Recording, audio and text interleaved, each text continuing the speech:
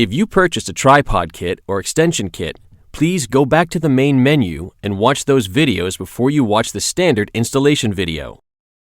Begin installation of your WeedRoller Pro by first lining up the roller adapter and 3 aluminum rollers. Determine whether or not to use the flexible coupler. It can be installed between any 2 rollers and allows the rollers to accommodate the contour of a lake bottom. If your lake bottom drops off, install the flexible coupler at the point closest to the drop-off. Attach the roller adapter to the first roller with 4 3/8 inch by 1 inch bolts and nuts. Connect the aluminum rollers to one another by using 4 3/8 inch by 1 inch bolts and nuts.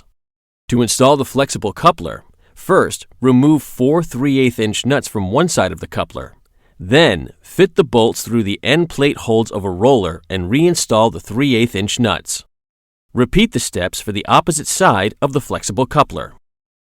When finishing connecting all rollers, make sure all 3/8 inch hardware is torqued to 32 foot-pounds. If you purchase the optional mud kit for added traction in extreme conditions, now is the time to install it to the last roller. Use the 2 provided 3/8 inch by 1 inch bolts and nuts to attach the paddle to 2 diagonal holes in the roller end plate. Locate an appropriate dock post to mount the unit and attach the 2 dock mounting brackets with either V-bolts or U-bolts. Use V-bolts when mounting to a round post or when coming off a square post at a 45-degree angle. Use U-bolts when mounting straight off a square post. Mount the brackets at least 18 inches apart for maximum stability. Install 2 3/8 inch washers and nuts on each V-bolt or U-bolt and torque the hardware to 30 foot-pounds. Carefully maneuver the drive head to the dock mounts, ensuring not to tip the unit, as water will damage the electronic components under the hood.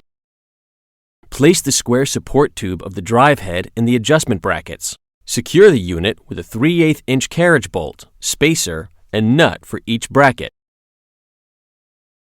Then install an adjustment knob in each bracket. Slide the drive head up to bring the gearbox close to the water surface, and lock it in place with the adjustment knobs. With the roller plugs installed, float the rollers to the drive head. Slide the seal cover disc over the gearbox output shaft and then slide the roller adapter over the shaft and attach it with 2 1/2 inch by 2 1/2 inch bolts and nuts.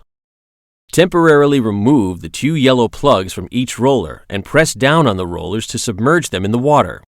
Reinstall the plugs when the rollers have filled with water to ensure sand and mud do not get into the rollers, as this will increase the weight of the rollers, causing the WeedRoller to have performance issues. After the rollers become filled with water, loosen the adjustment knobs on the mounting brackets and slide the WeedRoller down to touch the lake bottom.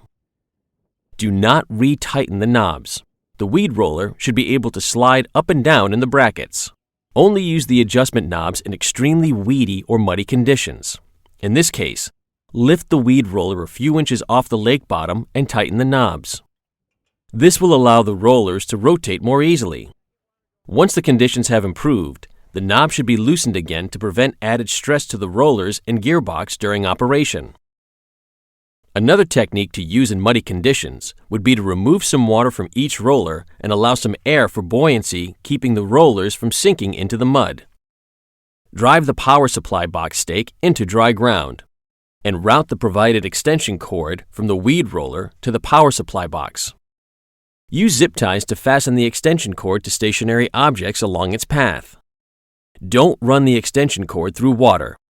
Make sure the WeedRoller is not plugged into the power supply box yet, and use an outdoor extension cord to plug the power supply box into the outlet. Before plugging the WeedRoller into the power supply, clear any obstructions from the roller's path and adjust the roller arc. The arc is set by moving the sensors located underneath the drive head cover. As the WeedRoller travels through its arc, a magnet rotates between the 2 sensors. When the magnet reaches either sensor, the roller stops and begins rotation in the opposite direction.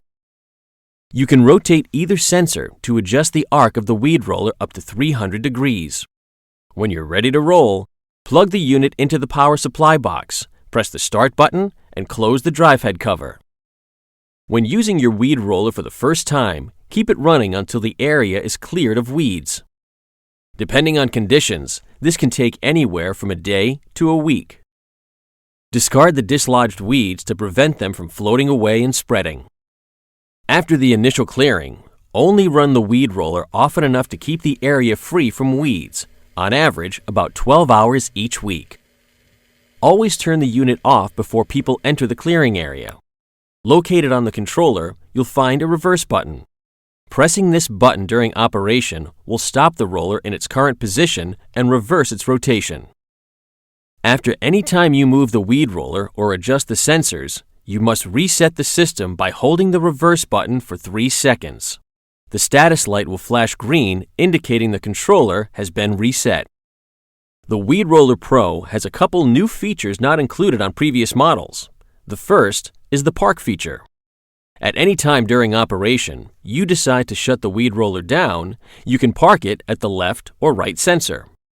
With the unit running, press the start button once. The left indicator will light up green and the unit is now set to park at the left sensor. Press the start button again to change the park position to the right sensor. When the WeedRoller Pro is in left or right park status, it will continue to run until the next time the magnet reaches the selected sensor. If you wish to stop the weed roller without parking the rollers, just press the start button once more when the right park is selected. The unit will then stop at its current position.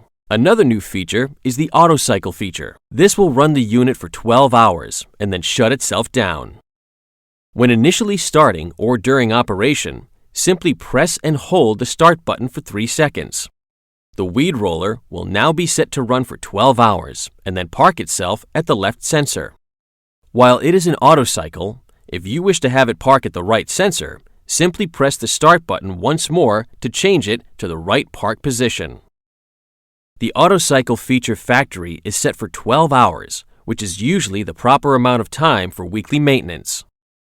If you wish to adjust this time, you will need to contact your dealer to reprogram the controller for the desired amount of time. If your WeedRoller Pro is installed in a lake that freezes during the winter, remove the weed roller for winter storage. If your lake does not freeze, the unit may be left in the lake year-round. Please refer to your manual for correct post-season storage of your WeedRoller Pro. Again, thank you for your purchase of the WeedRoller Pro. Please refer to our other installation and maintenance videos for your WeedRoller Pro at www.weedroller.com.